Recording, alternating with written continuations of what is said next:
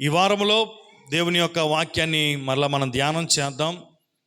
యోహాను రాసిన మొదటి పత్రికలోనే 3వ అధ్యాయం మొదటి 2-3 వచనాలు చదువుకుందాం. మరలా దాన్ని చదివి మనం ముందుకు సాగిపోదాం. చదువుదాం ఒకసారి. మనము దేవుని పిల్లలమని పిలవబడినట్లు తండ్రి మనకు ఎట్టి ప్రేమను అనుగ్రహించెనో చూడండి, మనము దేవుని పిల్లలమే. ఈ హేతువు చేత లోకము ఎరగదు. ఎలాగంటే అది ఆయనను ఎరగలేదు. ప్రియులారా, ఇప్పుడు మనము దేవుని పిల్లలమై ఉన్నాము.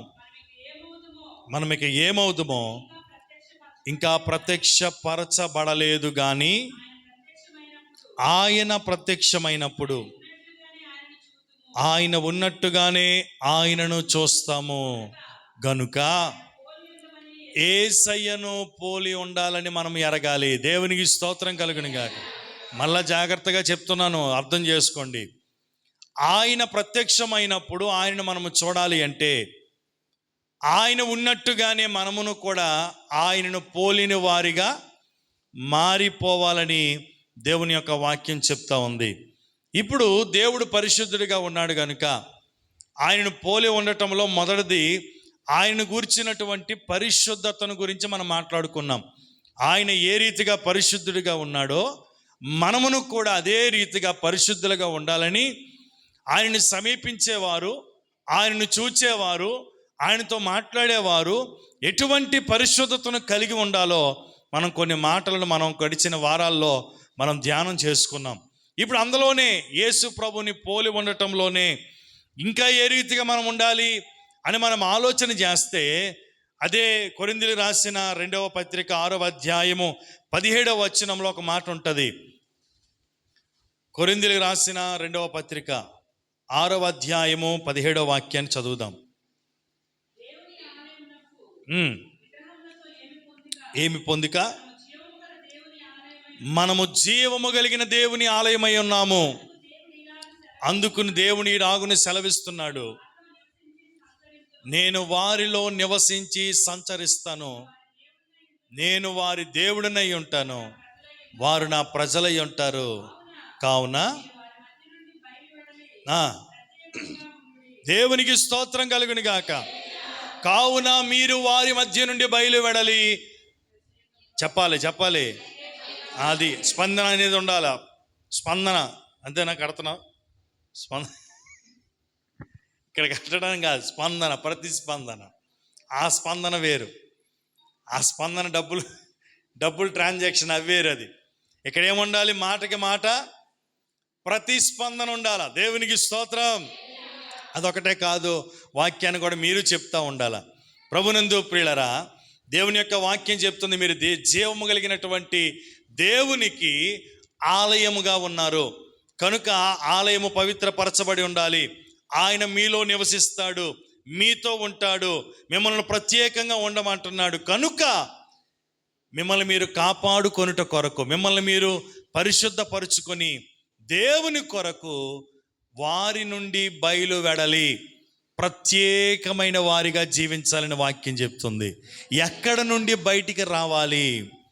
ఎక్కడ నుండి బయటికి రావాలి అంటే ఐగుప్తులో ఉన్నటువంటి ఇశ్రాయేలీయులు ఐగుప్తులో ఉన్నంత వరకు శ్రమలను బట్టి, బాధలను బట్టి, వారు చేసినటువంటి వెట్టి పనులను బట్టి, వారు చేస్తున్నటువంటి నిట్టూర్పులను దేవుడు చూచి వారిని విడిపించి ఐగుప్తు దేశంలో నుండి బయటికి తీసుకొని వచ్చి పాలు తేనెలు ప్రవహించు దేశానికి నడిపించినట్టుగా మనం దేవుని యొక్క వాక్యాన్ని మనం చూస్తున్నాం.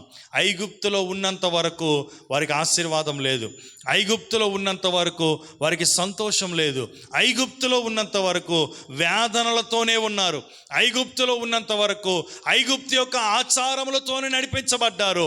కానీ ఎప్పుడైతే ఐగుప్తులో నుండి బయటికి వారు ప్రయాణము చేయటం మొదలుపెట్టారో దేవుడు కొన్ని నియమాలని, కొన్ని శాసనాలని, కొన్ని కట్టడాలని దేవుడు తన పిల్లలకి ఇచ్చాడు. కనుక ఇప్పుడు దేవుని పిల్లలకు కొన్ని నియమాలు ఉన్నాయి, కొన్ని కట్టడాలు ఉన్నాయి, కొన్ని విధులు ఉన్నాయి, దేవుడిచ్చినటువంటి కొన్ని బాధ్యతలు ఉన్నాయి. దేవుడు చెప్పినట్టుగా చేయటం అనేది మన బాధ్యత. ఆయన పిల్లలకు దేవుడిచ్చినటువంటి గొప్ప ఆజ్ఞలుగా ఉన్నాయి. వాటన్నిటిని మనం అనుసరించి నడుచుకునేటప్పుడే మనం వర్ధిల్లుతామని దేవుని యొక్క వాక్యం సెలవిస్తూ ఉంది. మనం దీవించబడాలి అన్నా, ఆశీర్వదించబడాలి అన్నా, ద్వితీయోపదేశకాండము 28వ అధ్యాయము 1వ వచనం ప్రకారంగా నీ దేవుడని యెహోవా మాటను నీవు శ్రద్ధగా విని ఆయన ఆజ్ఞలు చొప్పున నువ్వు నడుచుకుంటే ఈ రీతిగా దీవించబడతావని ఇచ్చినటువంటి వాగ్దానాలన్నీ ఉన్నాయే, అవన్నీ మనం పొందుకోవాలి అంటే ఏం కలిగి ఉండాలి?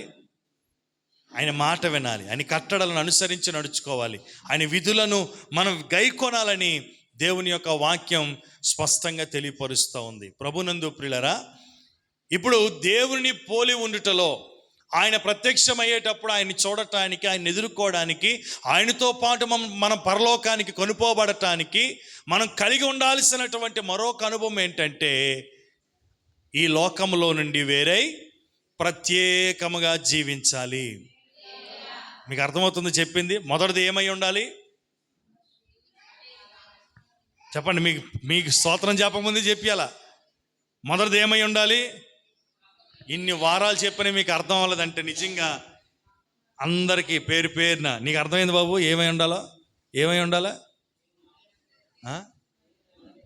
స్తోత్రం నాయన, నీకు మొదట వందనం అయ్యా, అందరికీ వందనాలమ్మా. ఇంత క్లియర్గా చెప్పినా మీకు అర్థం అవ్వట్లేదంటే మీరు నిజంగా ఎక్కడ ఉండాల్సిన వాళ్ళు కాదు.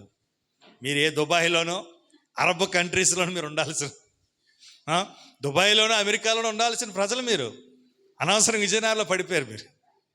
మీ జ్ఞానం మామూలు జ్ఞానం కాదు, చాలా ఉన్నతమైనటువంటి జ్ఞానం. అబ్దుల్ కలాం గారి కంటే ఉన్నతమైన జ్ఞానం. సింపుల్గా చెప్తున్నాను కదా. మొదటిదిగా పరిశుద్ధతను కలిగి ఉండాలని ఆ మాటను పట్టుకొని 3-4 వారాలు తలబాదుకుంటే అంటున్నారు. దేవునికి స్తోత్రం. ఎందుకు నా పని నేను చేసుకుపోతాను, యూట్యూబ్లో చూసిన వాళ్ళని బాగుపడతారు. దేవునికి స్తోత్రం కలుగును గాక. హల్లెలూయా. దేవుని యొక్క వాక్యం చెప్తుంది, మొదటిదిగా ఆయన పోలి ఉండాలి అంటే పరిశుద్ధతను కలిగిన వారిగా ఉండాలి. ఆయన పోలి ఉండుటలో మొదటి అనుభవం. రెండవది ఏంటంటే ప్రత్యేకముగా జీవించటం.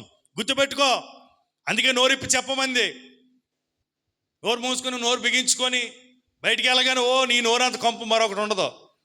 ఇక్కడ రాగానే పెద్ద అతి పరిశుద్ధులా ఫీల్ అయిపోతారు. అతి పరిశుద్ధుడా అనగానే పాట పాడి ఆయన ఫీల్ అవుతాడు లేదు తెలియదు, కానీ వీళ్ళు మాత్రం రాను. ఎవడికి కావాలి? నీ భక్తి ఏంటో అందరికీ తెలుసు. జాగ్రత్త విను, నోరు విప్పు. పరిశుద్ధపరచబడతాది. యెహోవాను నామమును ఉచ్చరించిన వాడు ఆశీర్వదించబడతాడు. ఆశీర్వాదం ఎలాగొస్తుందో తెలుసా? యేసయ్యా అని పిలిస్తే ఆశీర్వాదం వస్తుంది. వాక్యం ఉంది. యేసయ్యా అని పిలిస్తే, ఆయన నామమును ఉచ్చరిస్తే వాడు ఆశీర్వదించబడతాడు. ఆ నామాన్ని ఉచ్చరించటం లేదు, ఆ వాక్యాన్ని ఉచ్చరించటం లేదు, స్తుతించలేకపోతున్నావు, నీకు ఆశీర్వాదం ఎలాగొచ్చేస్తుంది? ఆయన నామములోనే ఆశీర్వాదం ఉంది. దేవునికి స్తోత్రం. ఆయన నామాన్ని ఉచ్చరించాలి, నోటితో ఒప్పుకోవాలి. అదే గొప్ప దీవెన. మొదటిది ఏంటి? పరిశుద్ధమైన వారి ఆయన పోలి ఉండుటలో మొదటి అనుభవం. రెండవది ప్రత్యేకంగా ఉండటం. 6:17 కొరింథీయులు రాసిన 2వ పత్రిక ప్రకారంగా మరొకసారి మాటను చదవండి. కొరింథీయులు రాసిన 2వ పత్రిక 6వ అధ్యాయము 17వ వాక్యాన్ని చదువుదాం. దేవుని ఆలయమునకు విగ్రహములకు ఏమి పొత్తు? చెప్పండి, మనం ఏమై ఉన్నాం? చెప్పండి అందరూ. నేను జీవము కలిగిన దేవుని ఆలయమై ఉన్నాను. చెప్పుకోవాలి, నువ్వెవరో. Who are you? How dare you? Who are you అని అన్నారు అనుకో, నువ్వేం చెప్పాలా? బాబోయ్ బాబోయ్ అని ఇలా వణికిపోకూడదు. నేను జీవము కలిగిన దేవుని ఆలయమై ఉన్నాను. జీవము కలిగిన దేవుడు నాలో నివసించుచున్నాడు. ఈ లోకములో ఉన్నవాని కంటే నాలో ఉన్నవాడు గొప్పవాడు అని చెప్పగలగాల. నువ్వెవరో అంటే నోరిప్పుతావు చెప్ప. నువ్వెవరో చెప్తా. నువ్వెవరో అనగానే నీకేం రావాలా? నీకేం తెలియాలి? నీ అడ్రస్ ఏంటి తెలియాలా? నేను జీవము కలిగిన, చచ్చిపోయిన కాదు, సమాధిలో ఉన్న కాదు, మాట్లాడలేని కాదు, నడవలేని, కూర్చోలేని, నిలబడలేని, సహాయము చేయలేని దేవుడు కాదు, మాట్లాడే జీవము కలిగిన దేవుని ఆలయము నేను. హల్లెలూయా, హల్లెలూయా. మన దేవుడు ఎవరు? జీవము కలిగిన దేవుడు. చచ్చిపోయినాడు కాదు, చనిపోయాడు మనందరి కొరకు, సమాధి చేయబడ్డాడు, కానీ తిరిగి 3వ దినమందు తిరిగి లేచాడు. ఆయన జీవిస్తున్నాడు, జీవముతో ఉన్నాడు. ఆయన మాట్లాడుతాడు, నీకు సహాయం చేస్తాడు, నిన్ను ఆదరిస్తాడు, నిన్ను ధైర్యపరుస్తాడు. ఆయన వద్దకు వచ్చే వాని అంత మాత్రమును త్రోసివేయక ప్రతి వాని కన్నీటిని తుడిచి, ప్రతి బాష్ప బిందువును తుడిచి కన్నీటిని నాట్యముగా మార్చే శక్తిమంతుడు మన దేవుడు. హల్లెలూయా, హల్లెలూయా.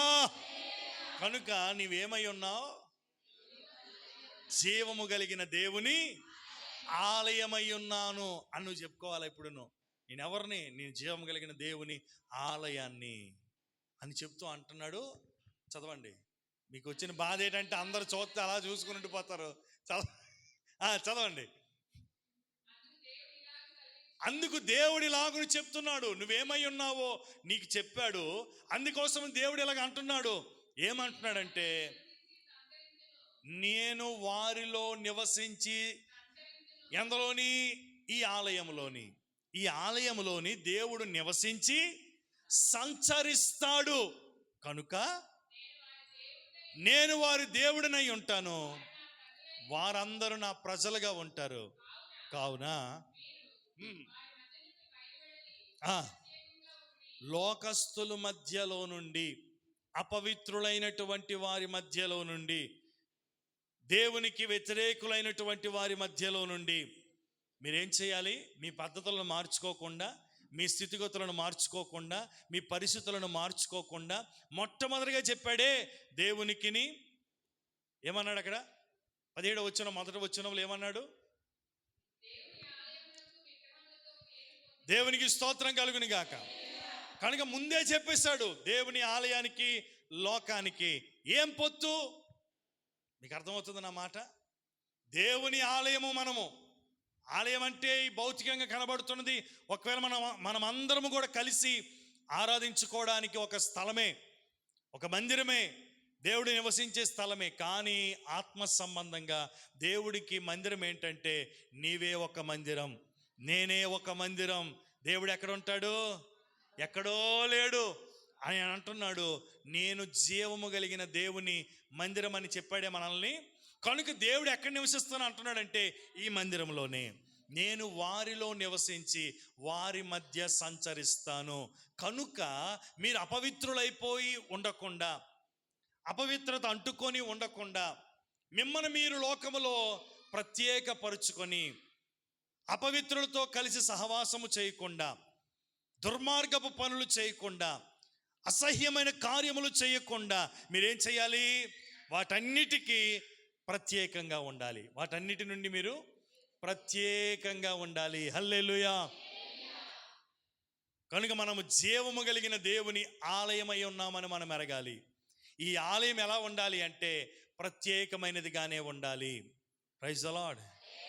లోకములో నుండి ప్రత్యేకమైన వారిగా ఉండాలి. ఎందుకు? లోకంలో ఏముంది?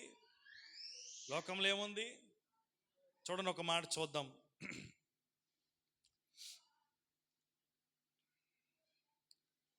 యెషయా గ్రంథం 24వ అధ్యాయం 5వ వాక్యాన్ని చదువుదాం.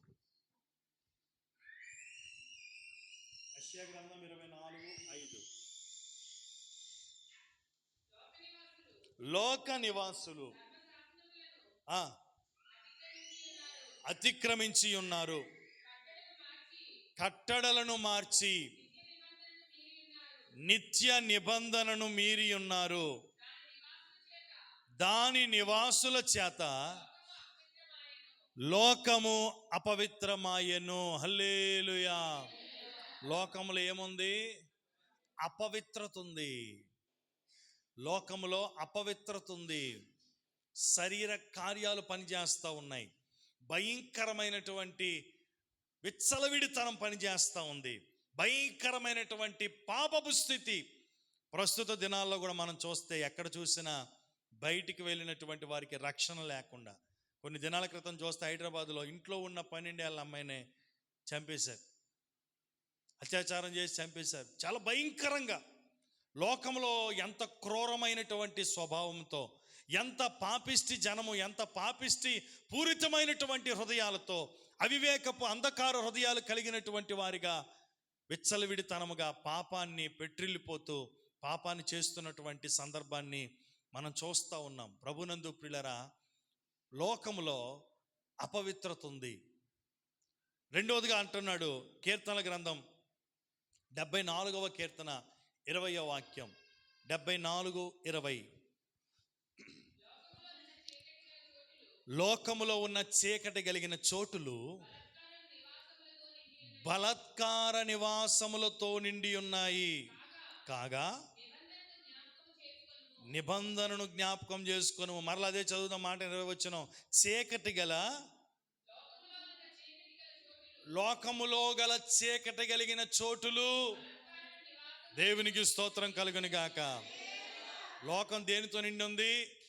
అపవిత్రతతో. లోకం దేనితో నిండి ఉంది? బలాత్కారముతో. అర్థమవుతుందా? లోకములో చీకటి ఉంది, లోకములో చీకటి ఉంది. చీకటి ఉంది కాబట్టే వెలుగును చూడలేక, మంచిని చెయ్యలేక, మంచిలో నడవలేక, నీతిగా బ్రతకలేక, అపవిత్రమైన కార్యాలు జరిగిస్తూ, వారి అంధకారమయమైనటువంటి హృదయమును బట్టి, వారి ఇచ్చను బట్టి, వారి కోరికలను బట్టి అనేక రకాలైనటువంటి పాపపూరితమైనటువంటి పనులను జరిగిస్తూ అపవిత్రులైపోతున్నారు, ఇతరులను అపవిత్రపరుస్తూ ఉన్నారు. కనుక లోకం అంతా కూడా ఎలా నిండిపోయిందంటే అపవిత్రతతో నిండిపోయింది. లోకమంతా ఎలా ఉందంటే చీకటి కలిగినటువంటి చోట్ల బలాత్కారముతో నిండిపోయి ఉందంట. అది ఇప్పుడే కాదు, పూర్వదినాల్లో కూడా మనం చూస్తే ఆదికాండం 6వ అధ్యాయంలో దేవుడు నరులను చేసినందుకు సంతాపపడ్డాడంట. ఆడో మాట ఉంటుంది 6వ అధ్యాయంలో 5వ వాక్యంలో చూస్తే, నరుల చెడుతనము భూమి మీద గొప్పదనియు వారి హృదయము యొక్క తలంపులోని ఊహాంతయు ఎల్లప్పుడూ కేవలము చెడ్డదనియు దేవుడు చూచాడు. అటువంటి నరులను దేవుడు చేసినందుకు దేవుడు సంతాపపడ్డాడంట, హృదయంలో నొచ్చుకున్నాడంట. హల్లెలూయా. మనుషులను, ఇలాంటి మనుషులను చేశానా నేను అని చెప్పి దేవుడు హృదయంలో నొచ్చుకొని సంతాపపడ్డాడంట. ఎంతో వేదన చెందాడు, ఎంతో బాధపడ్డాడు, కలవరపడ్డాడు. అయ్యో, నా పోలిక చొప్పున నా స్వరూపములో నా బిడ్డలు చేసుకుంటే వారు నా ఎదుట నిలిచి నన్ను ఆరాధిస్తారు కదా, నన్ను గణపరుస్తారు కదా, నేను వారిని చూచి ముచ్చటిస్తాను, ఆనందపడతాను అని బిడ్డలను చేసుకుంటే వీరందరూ ఏం చేస్తున్నారు? బలాత్కారంతో నింపబడిపోయి, లోకములో చెడుతనము చేత నింపబడి అపవిత్రులైపోయి అపవిత్రమైన కార్యములు జరిగిస్తూ దేవుణ్ణి బాధిస్తూ ఉన్నారంట, దేవుణ్ణి దుఃఖపరుస్తూ ఉన్నారంట. అప్పుడు చూచి వారు అనుకున్నాడంట, ప్రభు ఇటువంటి మనుషులను చేసినందుకు నేను సంతాపపడ్డాను. ఈరోజు మనకైనా సరే, మన గర్భంలో పుట్టిన మన బిడ్డలు బాగుపడితే మనలో ఆనందించే తల్లిదండ్రుల కంటే మరొకరు ఉండరు. ఒకవేళ ఆ తల్లిదండ్రులు దుఃఖపరిచే బిడ్డలుగా ఉన్నారనుకోండి, ఆ బిడ్డలను చూచి వారు సంతాపపడినట్టుగా, వారు దుఃఖపడినట్టుగా ఏ తల్లిదండ్రులు కూడా సంతాపపడరు, దుఃఖపడరు. కనుక మనందరికీ తండ్రి మన ప్రభువై ఉన్నాడు గనుక, మనమందరము దేవుని పిల్లలమై ఉన్నాము గనుక, ఆయన మాట వినక, ఆయనకు లోబడక, విధేయత చూపించక, తిరుగుబాటు చేస్తూ, అవిధేయులుగా నడుస్తూ, ఆయాసకరమైనటువంటి మార్గంలో వెళుతూ, అపవిత్రపరుచుకుంటూ దేవునికి దూరమైపోతున్నటువంటి దేవుని మానవులను, లేదంటే దేవుని పిల్లలను దేవుడు చూచి, అయ్యో ఇలాంటి వారినా నేను చేశాను. కొంతమంది తల్లిదండ్రులు అంటారు కదా, ఇలాంటి కొడుకునా నేను కన్నాను, ఇలాంటి కూతురునా నేను కన్నాను అని అంటూ ఉంటుంటారు కదా. అలాగే దేవుడు కూడా ఆయన మనందరికీ తండ్రిగా ఉన్నాడు కనుక తన పిల్లలను ఆనాడు అనాది కాలంలోనే, ఆది కాలంలో ఉన్నటువంటి తన పిల్లలను చూచినప్పుడు దేవుడు హృదయంలో నొచ్చుకొని సంతాపపడ్డాడంట. అంత మాత్రమే కాదు, కింద చూడండి 9వ వాక్యం 10వ వాక్యంలో ఉంటుంది, షేము, హాము, యాపేతను 3 కుమారులు నోవాహును కనెను. భూలోకము దేవుని సన్నిధిని చెడిపోయి ఉండెను, భూలోకము బలాత్కారముతో నిండిపోయి ఉన్నది. దేవుడు భూలోకమును చూచినప్పుడు అది చెడిపోయి ఉన్నది. భూమి మీద సమస్త శరీరులు తమ మార్గములను తమ మార్గములను చెరిపివేసుకొని ఉన్నారు. దేవుడు నోవాహుతో అంటూ ఉన్నాడు, అప్పుడు సమస్త శరీరుల మూలముగా భూమి బలాత్కారముతో నిండిపోయింది గనుక నా సన్నిధిని వారి అంతము వచ్చి ఉన్నది. ఇదిగో వారిని భూమితో కూడా నాశనము చేస్తాడు. దేవునికి స్తోత్రం కలుగును గాక. బలాత్కారముతో నింపబడింది. 70వ కీర్తన 74వ కీర్తన 20వ వచనం ప్రకారంగా చీకటి కలిగినటువంటి భూమి మీద బలాత్కారముతో నింపబడింది. ఈ లోకం అంతా కూడా బలాత్కారముతో నింపబడింది. ప్రభునందు ప్రియులారా, ఆనాడు కూడా నోవాహు దినాల్లో కూడా ప్రజలు బలాత్కారముతో నింపబడ్డారంట. అపవిత్రతతో నింపబడ్డారు, అవిధేయతతో నింపబడ్డారు. దేవుడు వారిని చూచినప్పుడు వారందరూ కూడా యెహోవా సన్నిధిని చెడిపోయిన వారిగా ఉన్నారంట. దేవుని దృష్టికి పాపులుగా కనబడతా ఉన్నారు, అపవిత్రులైపోయి ఉన్నారు.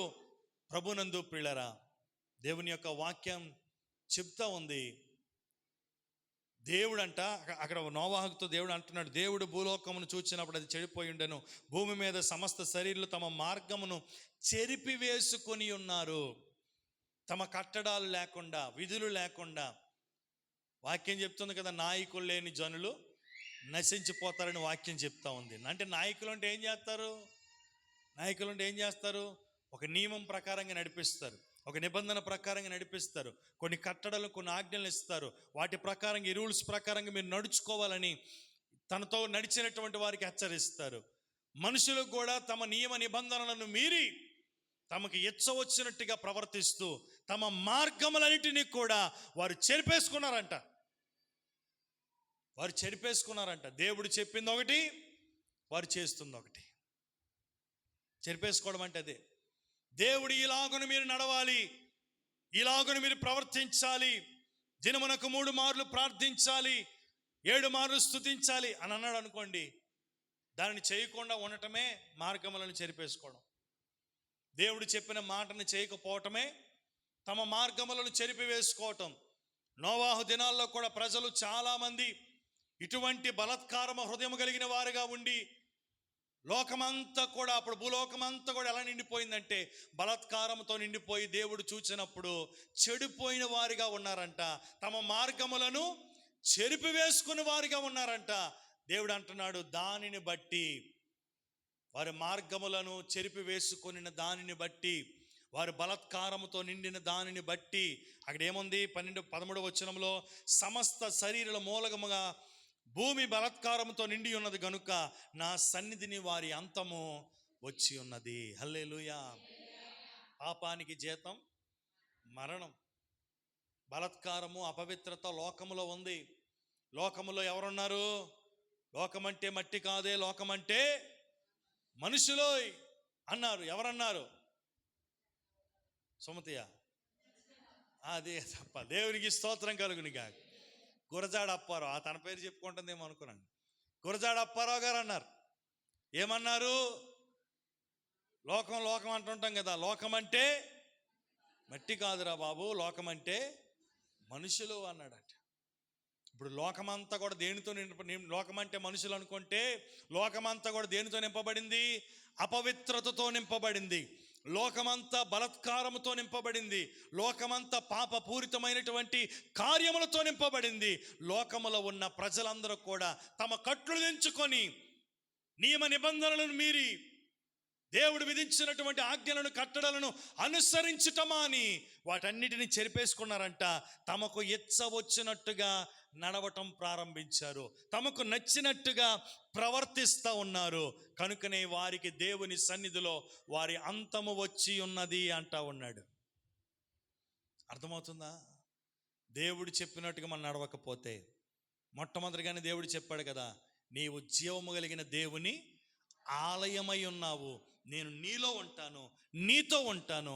కనుక నీవు వారికి, లోకములో ఉన్న వారికి, లోకముతో ఉన్న వారికి, ఇటువంటి లోకానికి నువ్వు ఏమై ఉండాలి? ప్రత్యేకమైన వానిగా నీవు ఉండాలి. లోకముతో కలిసి ఉండకూడదు, లోకములో నువ్వు విలీనమైపోకూడదు. లోకములు ఉండే పద్ధతులు, ఆచారాలు, సాంప్రదాయాలు ఏవైతే ఉన్నాయో వాటితో కలిసి నీవు నడవకూడదు. నీకొక ఆచారం ఉంది, నీకొక సాంప్రదాయం ఉంది, నీకొక కట్టడాలు ఉన్నాయి, నీకొక నియమాలు ఉన్నాయి, నీకొక నిబంధనలు ఉన్నాయి. నీకు శకునాలు లేవు. ఉన్నాయా? శకునాలు ఉన్నాయేంటి? ఉదయాన్నే 9:30కి వెళ్దాం, బైబిల్ అలాగనే వస్తున్నారు ఇటు కొమ్మ తీసి. 9:30కి ముహూర్తం ఉంది దారిలోని, అప్పుడు వెళ్దాం దేవుని మందిరానికి బైబిల్ పట్టుకుని వస్తున్నారు ఇటు కొమ్మ తీసి. లేదు కదా, మనకేమి లేదు. పిల్లి ఎదురుగా వచ్చింది, వెనక్కి పారిపోతావా? భర్త చనిపోయిన ఆమె ఎదురుగా వచ్చింది, చదువుకున్నాం, ఎప్పుడో చదువుకొని ఇవన్నీ అయిపోయాయి కదా. సంఘ సంస్కర్తలు ఏం చేశారు? వీటన్నిటినీ నిర్మూలన చేసేశారు కదా. విలియం కేరీ గారు ఏం చేశారు? సతీ సహగమనాన్ని ఎవరు రూపొందించారు, రూపుమాపారు? అది మీకు తెలిసింది. కానీ విలియం కేరీ గారు కూడా సంఘ సంస్కర్త చేశాడు. అది విలియం కేరీ గారి చరిత్ర చదువుకోండి. విలియం కేరీ గారి చరిత్ర చదువుకుంటే మనకు మంచిదే, సోషల్గా లోకంగా మనకు తెలిసిన మాట. కానీ విలియం కేరీ గారు విలియం కేరీ గారు అంటే ఈ బైబిల్ మన చేతిలో ఉందే, ఈ బైబిల్ తెలుగు భాషలో మన చేతిలోకి వచ్చి మనం చదువుకుంటున్నామే చక్కగా. అలాగే సుమారు 44 భాషల్లో సుమారు అందరికి అర్థమయ్యే రీతిలో అందరూ చదువుకునేటట్టుగా ఈనాడు ముద్రించబడి అందరి చేతుల్లో బైబిల్ ఉన్నాయంటే కారణం విలియం కేరీ గారే. చెప్పలు కొడుతూ సార్ స్తోత్రం చెప్తామా? హల్లెలూయా. ఆయన ఎన్నో త్యాగాలు చేశాడు. తన ప్రాణాన్ని సైతం దేవుని కొరకు, దేవుని పని కొరకు పరముగా పెట్టాడు. ఈరోజు దేవుని యొక్క వాక్యం మనం చదువుకోగలుగుతున్నామంటే, మన చేతిలో జీవగ్రంథం ఉందంటే దానికి కారణము ఆయనే, విలియం కేరీ గారు. ఆయన దైవికమైనటువంటి రీతులను మాత్రమే కాదు, సంఘ సంస్కర్త కూడా. అనేకమైనటువంటి ఇటువంటి కార్యక్రమాలు కూడా ఆయన చేసి సతీ సహగమనాన్ని కూడా రూపొందించడంలో ఆయన కూడా ఒక వంతుగా ప్రయాసపడ్డాడు. దేవునికి స్తోత్రం. హల్లెలూయా. కనుక ప్రభునందు ప్రియులారా, లోక ఆచారాలు, లోక సాంప్రదాయాలు, లోకములో ఉండేదంతా కూడా ఏమని చెప్పుకున్నాం? అపవిత్రమైన సాంప్రదాయం నీకెందుకు? అపవిత్రమైన కార్యాలు నీకెందుకు? అపవిత్రమైనటువంటి పరిస్థితులు నీకెందుకు? అవన్నీ మనకు అవసరం లేదు. కుక్కొత్తే పారిపోవడం, పిల్లి ఎదురొచ్చిందని వెనక పారిపోవడం. మన లోకంలో మన దేశాన్ని గౌరవించాలి, ఐ లవ్ ఇండియా అని చెప్పాలి. గడిచిన ఆగస్టు 15కి అందరం ఏం చేసాం? మీరేం చేశారు మాకు తెలియదు, మేమైతే జెండా ఎగరేసాం, ఇండియాని గౌరవించాం, ఇండియా కోసం ప్రార్థన చేసాం, అన్నీ చేసాం. మనం ఎలా చేసినా ఏం చేసినా మన భారతదేశాన్ని గౌరవించాలి, దేవుని వాక్యం ప్రకారంగా మనం నడుచుకోవాలి. లోక ప్రకారంగా కాదు, లోక ఆచారాల ప్రకారంగా కాదు. పిల్లొత్తే పారిపోవడం, ఎలకొత్తే దాగుని పోవడం, ఇది కాదు మనకు ఉండాల్సింది. ప్రార్థన చేసుకుని నువ్వు అడుగు పెట్టావంటే కీడులని తొలగిపోవాల్సిందే. స్తోత్రం కలుగును గాక. ప్రార్థనే మనకు మంత్రం. పెద్ద మంత్రం ఏంటి?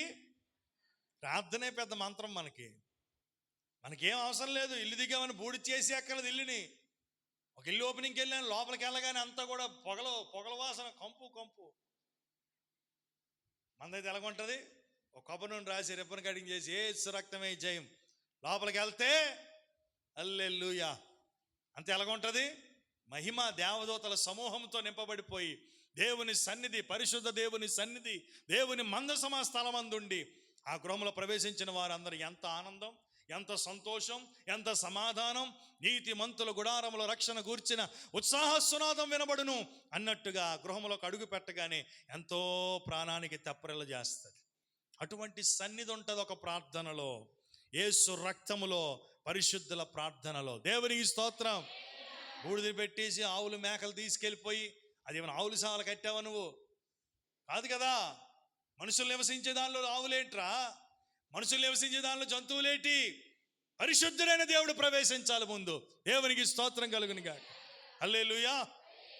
ప్రభునందు ప్రియులారా, లోకానికి వేరుగా ఉండాలి. నేను చెప్పిన మాట కాదు, బైబిల్ చెప్తా ఉంది.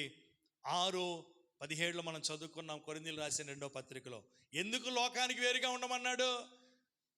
నేను జీవము కలిగిన దేవునికి ఆలయముగా ఉన్నాను గనుక లోకముతో కలిసి అపవిత్రపరచబడకూడదు. ఈ ఆలయం దేవునికి ప్రత్యేకమైన రీతిగా ఉండాలి గనుక, ఈ ఆలయము దేవునికి నివసించేది గనుక ఈ ఆలయం ఎలా ఉండాలి? వారి నుండి ప్రత్యేకముగా ఉండి. లోకము ఈ దేంతో నింపబడింది? బలాత్కారముతో పాపముతో నింపబడింది. చూడండి యోహాను శుభవార్త 3వ అధ్యాయం 19వ వాక్యాన్ని చదువుదాం.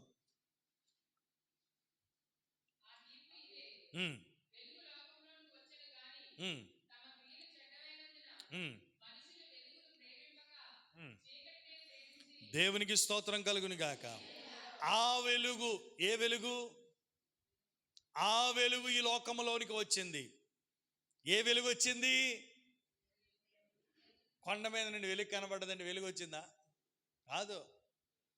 యేసు ప్రభు ఏమై ఉన్నాడు?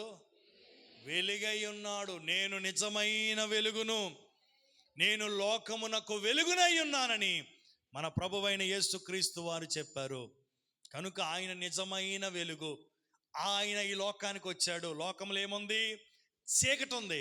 లోకములో ఏముంది? అపవిత్రత ఉంది. లోకములో ఏముంది? బలాత్కారంతో నింపబడింది. లోకము చూస్తే ఎలా, లోక పరిస్థితి చూస్తే దేవుడు చూసినప్పుడు ఎలాగుందంటే అంతానికి సిద్ధంగా ఉంది. అర్థమైంది ఇంతవరకు? అంతానికి సిద్ధంగా ఉంది. అప్పుడు దేవుడు ఏం చేశాడంటే, వెలుగై ఉన్న దేవుడు చీకటిలో ఉన్న మానవుణ్ణి తన ఆశ్చర్యకరమైనటువంటి వెలుగులోనికి నడిపించటానికి, నిజమైన వెలుగు ఎవరో తెలుసుకోవటానికి ప్రభువే ఈ లోకానికి వెలుగై దిగివచ్చాడు. కానీ ఎంతమంది తెలుసుకున్నారు? ఇదిగో కొద్దిమంది తెలుసుకున్నారు, వెలిగింపబడ్డారు. ఇంకా యేసు నిజమైన వెలుగని, యేసు నిజమైన మార్గమని, యేసు నిజమైన నిత్య జీవమని, యేసు సజీవుడని తెలియకనే చీకటిలోనే ఉండి వెలుగును గ్రహించక చీకటిని ప్రేమించుచున్న మానవులు కోకొల్లలుగా ఉన్నారు ఈ లోకంలో. ప్రభునందు ప్రియులారా, ఈనాడు మనం పెద్ద గొప్పవారం ఏం కాదు. మనం ఒకప్పుడు చీకట్లోనే ఉన్న లోకంలో, అంటే చీకట్లో ఉన్న వారమే, బలాత్కారంతో నింపబడిన వారమే, అపవిత్రమైనటువంటి మార్గంలో నడిచిన వారమే. కానీ దేవుడు వెలుగు మన మీద ప్రకాశించినప్పుడు ఆ వెలుగుకి మనము చోటిచ్చాము. చీకటిలో నుండి దేవుడు మనల్ని ఏం చేశాడు? తన ఆశ్చర్యకరమైనటువంటి వెలుగులోనికి మనలను నడిపించాడు. చప్పలు కొడుతూ స్తోత్రం చెల్లిద్దాం. హల్లెలూయా, హల్లెలూయా. వెలుగులోనికి ఒకసారి నీవు వచ్చిన తర్వాత మరలా చీకటితో నీవు సాంగత్యము చేయకూడదు. అదే అన్నాడు కదా, వెలుగుకు చీకటికి ఏమి పొత్తు అన్నాడు. ఆ మాట కొరింథీయులకు రాసిన పత్రికలో మాట చదవండి.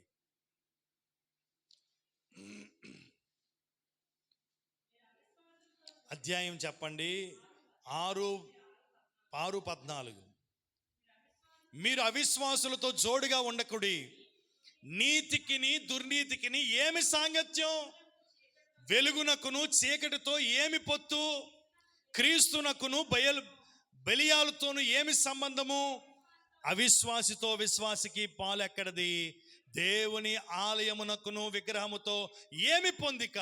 మనము జీవము కలిగిన దేవుని ఆలయమై ఉన్నాము. హల్లెలూయా, స్తోత్రం కలుగును గాక. ఎన్ని మాటలు చెప్పాడు, మీకు అర్థమైందా? ఎందుకు వాటితో సంబంధాన్ని పోల్చాడు? ఎందుకు వాడితో కలిసి ఉండకూడదని చెప్పాడు? ఎందుకు వాడితో పోలికను చూపించి మాట్లాడాడు? ఎందుకు అనగానే మీరు చెప్పాలా, నేను జీవము కలిగిన దేవుని ఆలయమును గనుక అని చెప్పాలా. హల్లెలూయా, నేను జీవము కలిగిన దేవుని ఆలయమునై ఉన్నాను గనుక. వెలుగునకును చీకటికి పొత్తేంటి? నీతికి దుర్నీతికి పొత్తేంటి? దేవునికి బెలియాలతో పొత్తేంటి? కనుక దేవుని ఆలయము ఈ లోకములో ఎలా ఉండాలి? ప్రత్యేకమైనదిగా ఉండాలి. దేవుని ఆలయము ఈ లోకములో ఎలా ఉండాలి? దేవుని ఆలయము ఎవరు? ఆమేన్, ప్రైజ్ ది లార్డ్. ఇక చాలామంది డౌట్, మేమే అన్నారు కదా, మీరే, నేనే. దేవునికి స్తోత్రం, హల్లెలూయా. డౌట్ పడకూడదు. భయపడిపోతున్నారేంటి?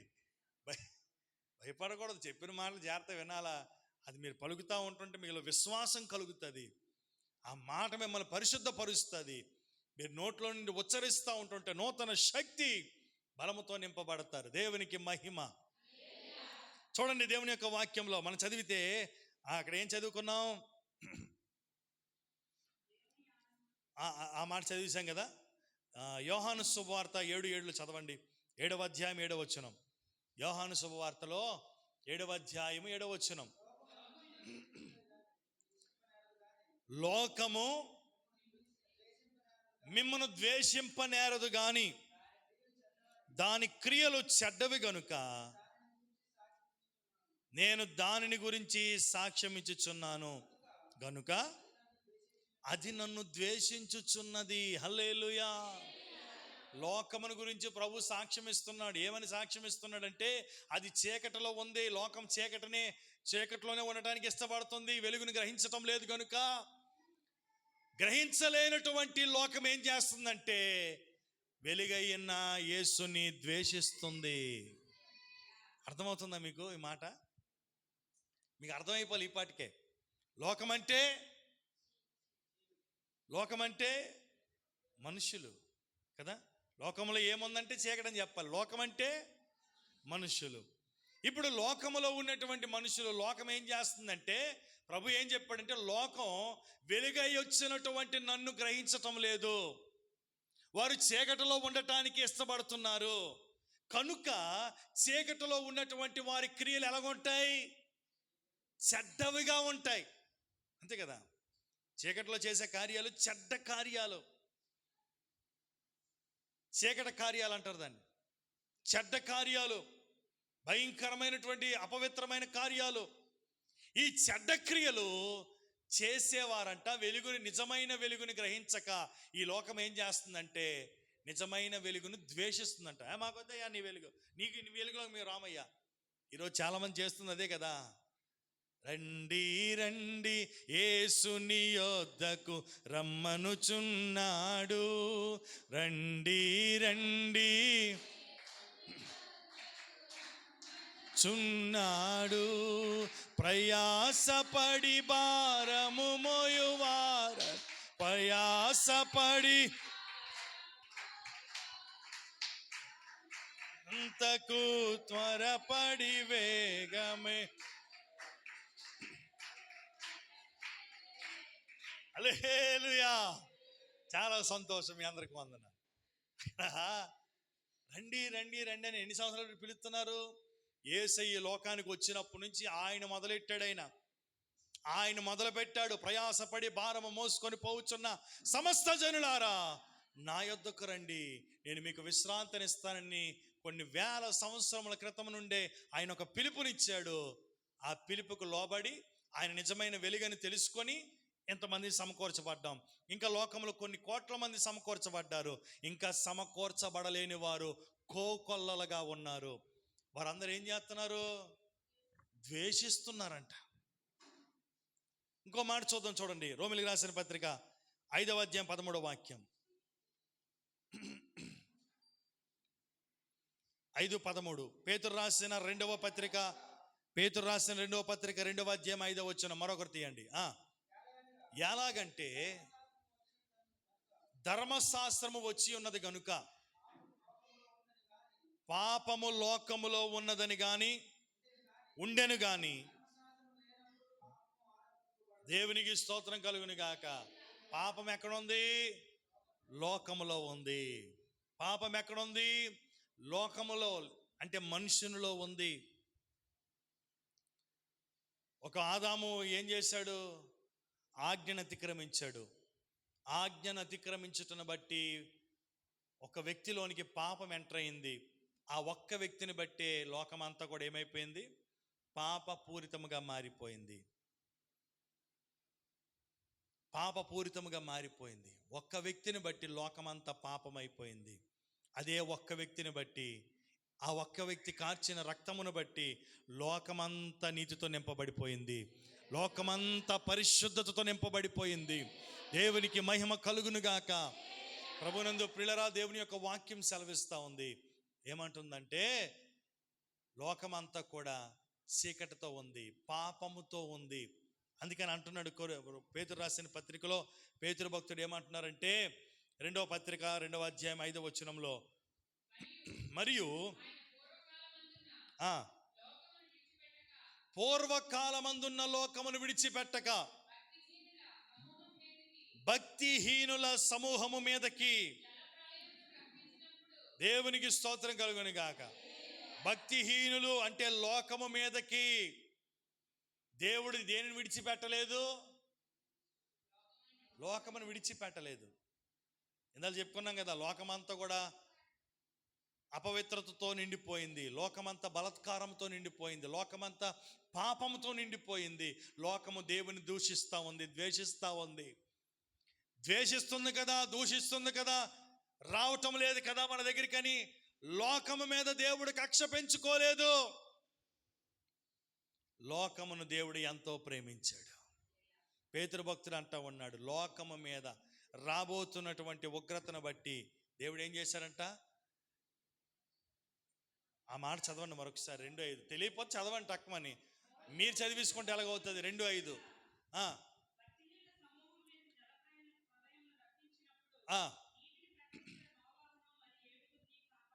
దేవునికి స్తోత్రం కలుగునిగా. లోకాన్ని ఆయన జ్ఞాపకం చేసుకున్నాడు, లోకాన్ని జ్ఞాపకం చేసుకున్నాడు. లోకాన్ని ద్వేషించలేదు. లోకాన్ని చూసినప్పుడు నిజమైన వెలుగుగా వచ్చిన యేసుని వారు గ్రహించలేదని తెలిసినప్పటికీ, ద్వేషించినప్పటికీ ప్రభు ఏం చేశాడంటే, యోహాను సువార్త 3:16 ప్రకారంగా ఆయన ఏం చేశాడు, లోకమును దేవుడు ఎంతో ప్రేమిస్తూనే ఉన్నాడు. ఇప్పటికీ ప్రేమిస్తున్నాడు ఆయన. దేవునికి స్తోత్రం, హల్లెలూయా. ఆయన ప్రేమిస్తున్నాడు కనుకనే చీకటిలో ఉన్నటువంటి లోకాన్ని, వెలుగుని గ్రహించలేనటువంటి లోకాన్ని, ఉగ్రతకు లోనైపోవడానికి సిద్ధముగా ఉన్నటువంటి లోకాన్ని రక్షించటానికి, యోహాను సువార్త 3:16 నుండి చదువుదాం, 16-17 వచనాలు. దేవుడు లోకమును ఎంతో ప్రేమించెను కాగా ఆయన తన అద్వితీయ కుమారునిగా పుట్టిన వానియందు విశ్వాసముంచు ప్రతివాడు నశించిపోకుండా నిత్య జీవము పొందునట్లు యేసయ్యను మన కొరకు అనుగ్రహించాడు. 17వ వచనంలో ఉంటది, లోకము తండ్రి అయినటువంటి దేవుని కుమారుడైన యేసుక్రీస్తు ద్వారా రక్షణ పొందుటకే గాని లోకమునకు తీర్పు తీర్చుటకును దేవుడు ఆయనను లోకములోనికి పంపలేదు. ఆయన యందు విశ్వాసం ఉంచిన వానికి దేవునికి మహిమ. యేసుప్రభుని లోకానికి ఎందుకు పంపించాడు? 17వ వచనంలో ఉంది. ఎందుకు పంపించాడు? లోకమంతా ఏం పొందాలంట, అది చెప్పాలా. దేవునికి స్తోత్రం కలుగుని గాని. ఈ మాటతో ముగిస్తాను, జాగ్రత్త వినండి. ఏముందంటే, లోకమంటే మనుషులు. ఈ మనుషుల యొక్క పద్ధతులు, పరిస్థితులు ఎలాగున్నాయంటే పాపముతో నిండిపోయి ఉంది, పాపపూరితముగా ఉంది, అపవిత్రులైపోయి ఉన్నారు, బలాత్కారంతో నింపబడి ఉన్నారు, అవిశ్వాసులుగా ఉన్నారు, తమ్ము తాము అపవిత్రపరుచుకొని చాలా భయంకరమైనటువంటి పరిస్థితుల్లో చీకటిలోనే మగ్గిపోతా ఉన్నారు. ఆ స్థితిని చూచి దేవుడు కనికరపడి పరలోకాన్ని విడిచిపెట్టి ఈ లోకానికి వెలుగుగా వచ్చాడు. అయినప్పటికీ మనుషులు ఏం చేస్తున్నారంటే, వెలుగును గ్రహించక చీకటిలోనే ఉండి వెలుగుని ద్వేషిస్తూ ఉన్నారు. అయినా ప్రభు విడిచిపెట్టక భక్తిహీనుల మీదకి, అంటే లోకము మీదకి రాబోతున్నటువంటి ఉగ్రతలో నుండి లోకాన్ని తప్పించటానికి, లోకాన్ని విడిపించటానికి, లోకాన్ని కాపాడటానికి దేవుడు లోకమును ఎంతో ప్రేమించి తన అద్వితీయ కుమారుని ద్వారా లోకమంతా రక్షణ పొందినట్లుగా యేసు ప్రభు వారిని ఈ లోకానికి పంపించాడు మన తండ్రి. హల్లెలూయా. కనుక ఇంకను ఒకవేళ నీవు లోకంలోనే ఉండి ద్వేషించే వ్యక్తిగానే ఉంటూ అపవిత్రమైనటువంటి కార్యములను జరిగించుకుంటూ చీకటిలోనే మగ్గిపోయి నిజమైన వెలుగును తెలుసుకోలేని స్థితిలో ఉంటే, ఇప్పుడే నిజమైన వెలుగును తెలుసుకో. ఆయన నిన్ను దర్శిస్తున్నాడు, ఆయన నీతో మాట్లాడుతున్నాడు. ఆయన నువ్వు తెలుసుకుంటే ఉగ్రతలో నుండి నువ్వు తప్పించబడతావు. ఎప్పటికీ కూడా, ఈ క్షణానికి కూడా నిన్ను ప్రేమిస్తూ, గద్దిస్తూ, హెచ్చరిస్తూ ఆయన మాట్లాడుతూ ఉన్నాడు. నీ అపవిత్రమైన కార్యాలని ఎంతటితో పులి స్టాప్ పెట్టాయి. పులి స్టాప్ పెట్టలేదో, ఎవడైనను తన ఆలయమును పాడు చేసిన ఎడల ఆయన తన ఆలయాన్ని వాణ్ణి పాడు చేస్తాడు. తన ఆలయాన్ని ఎవడైతే పాడు చేస్తాడో, పాడు చేసినోడిని దేవుడు జాగ్రత్తగా విడిచిపెట్టడు. కనుక ప్రభునందు ప్రియులరా, మనం ఏమై ఉన్నాం? దేవుని ఆలయమై ఉన్నాం. ఈ ఆలయం ఈ లోకములు ఎలా బ్రతకాలి అంటే ప్రత్యేకమైనదిగా బ్రతకాలి. మిగిలిన దాన్ని వచ్చే వారంలో కంటిన్యూ చేద్దాం. దేవుడి మాటల ద్వారా మనలను బలపరిచి నడిపించినందుకే ప్రభువుకి స్తోత్రం చెల్లిద్దాం.